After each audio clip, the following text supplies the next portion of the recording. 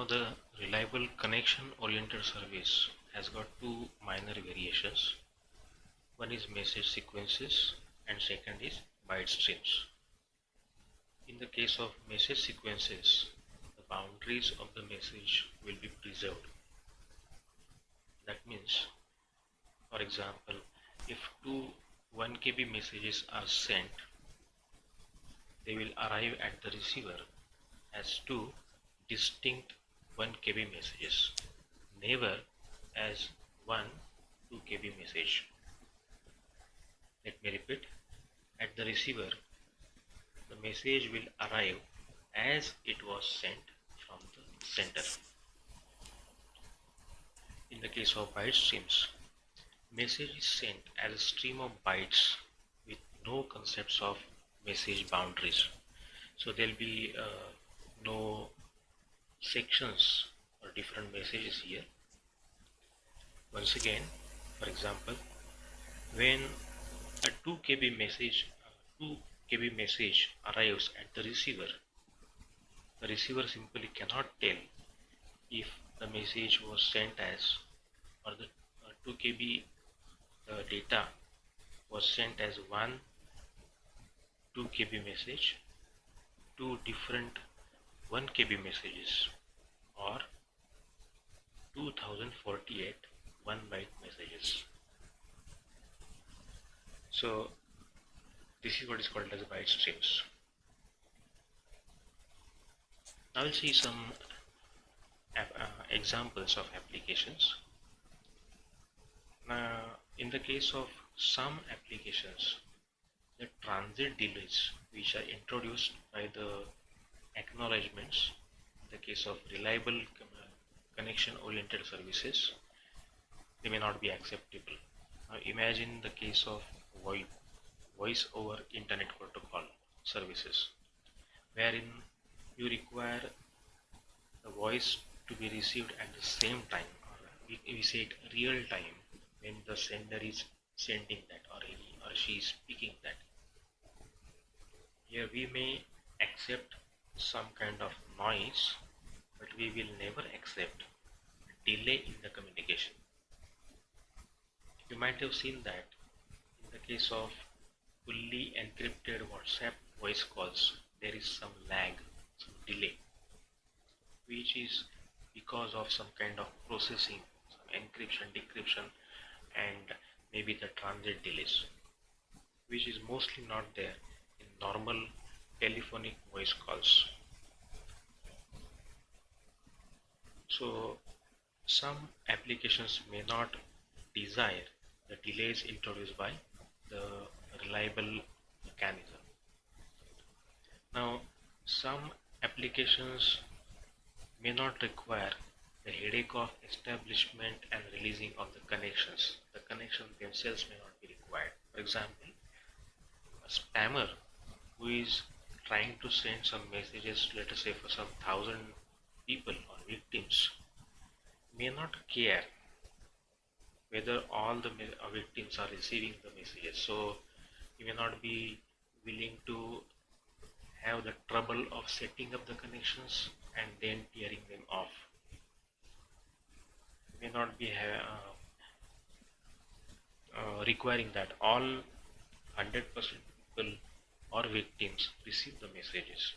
So in that context, the reliable connection is not required here, or basically the connection establishment itself is not required. Next is datagram. Here datagram is unreliable connectionless service. Unreliable in the sense there will be no acknowledgements. So it is analogous to, similar to the telegram service, where there are no such acknowledgement given. That's why it is unreliable, even though most people use that.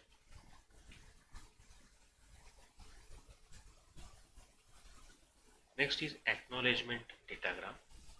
Now some sort of reliability is induced by having acknowledgement when the recipient receives that message. The connection will not be established, but when the recipient receives the message, the feedback or acknowledgement is given back to the sender, where reliability is essential but the headache of connection is not required. We can use that. So this is similar to a return receipt for the letter. The example being the text messaging SMSs on mobile phones. You may sometimes request the receipt for the message delivery. The reply, the confirmation of the message delivery. The next is request reply service, which is prevalent in client server mechanism. Sender transmits a single datagram containing a request to which the recipient will send a reply which may contain the answer. Here once again the example being the mobile phone sending the query to a map server to retrieve the map data. So request maybe find the location, and the reply will consist of the longitude and latitudes of that particular location. So to summarize, there are two categories of services. One is connection oriented and second is connectionless. In the case of connection oriented, we have seen reliable message stream, the example being file transfer. Next is reliable byte stream, the example is movie download. In both, the reliability of the message transfer is required. You never require some pages to be missed. You never require uh, parts of the movie to be garbled, to be lost. Next is unreliable connection, example being voice over IP. In the case of connectionless, the unreliable datagram service we have seen, example being electronic junk mail. Next is acknowledged datagram, some sort of reliability is given, text messaging. And the last is request reply, where we have seen the example as the database query. Now a question may arrive, if we can have reliable services or reliable communication as such, why somebody prefer or go for unreliable communication then? Now there may be two reasons. One, the reliable communication itself may not be available there, as it is prevalent in the case of Ethernet, which is mostly used in LANs, local area networks. So Ethernet, in the case of Ethernet, while in the transit, the packets may be damaged. Now it is the duty of the higher level protocols to recover from this problem. Now there are many reliable services which are designed, which are built on top of the unreliable ones. The second reason being the delays which are prevalent in the reliable services, they may not be acceptable, actually, as we have just seen previously in the case of voice calls or some live broadcast. Delays may not be acceptable. Now the relationship of services to protocols. We have seen two parts. One is services and the protocols as well. We'll now see how they are interrelated. As we have seen previously, service is nothing but a set of operations which are modeled as primitives. The service will be provided from layer K to the layer above it, K plus 1. A service defines what operations will be available to the next layer, but it does not tell how these operations will be implemented. Now the protocol is a set of rules. So we have previously seen there are peers. Peers means the entities which are sitting on the corresponding layer on the two machines speaking with each other. While they are communicating, they must first decide upon some rules. For example, when the messages are being sent, what will be their formats, what other information will be there, will have to be attached to the messages before they are sent. So that may come into protocol. Now entities use, that means the peers use these protocols to implement their service definitions. They may require reliable delivery, they may require in-time or real-time delivery. Based on that, the service definitions may be implemented, and based on that, the protocols may be chosen. Now, besides that, the entities are free to change their protocols at will, provided they do not change the service which is available to the users. Let me repeat. Protocols will be used to implement service definitions, but protocols can be changed as long as the services are not changed.